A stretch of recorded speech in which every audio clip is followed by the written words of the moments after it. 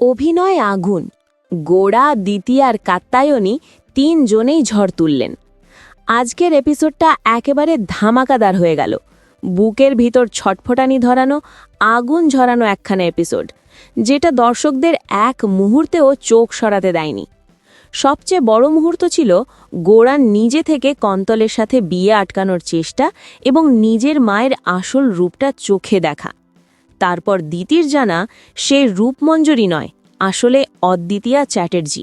আর সেই উপলব্ধি থেকেই গোড়াকে বিয়ে করার সিদ্ধান্ত। এবার থেকে সবকিছু খোলাখুলি হবে, আর ভবিষ্যতে যখন দ্বিতীর স্মৃতি ফিরে আসবে তখন আর গোড়ার সাথে কোনো ভুল বোঝাবুঝি হবে না। সে কখনোই বলবে না যে গোড়া তার ফায়দা তুলেছে। সাথে দ্বিতীয় এবার নিজের বাবার কাছেও ফিরবে এবং জানতে পারবে পুলস্তই তাকে মারার চেষ্টা করছে। ফলে দ্বিতীয় হয়তো নিজের সম্পত্তির অধিকারও বুঝে নেবে। আর যদি সেটা হয় তাহলে পুলস্ত আর হিয়ার হাতে এবারেও আঁটিই আসতে চলেছে। সবচেয়ে বড় জয় হলো অভিনয়। গোড়া, দ্বিতীয় আর কাত্যায়নী দেবী তিনজনেই আজকে অসাধারণ পারফরমেন্স দিলেন। তাদের আবেগ, শক্তি আর ডায়লগ ডেলিভারি একেবারে প্রমাণ করল তারা কোন লেভেলের অভিনেতা। অডিয়েন্স হোক, আপনার কি মনে হলো আজকের এপিসোডে কে সবচেয়ে বেশি আগুন ঝরালো?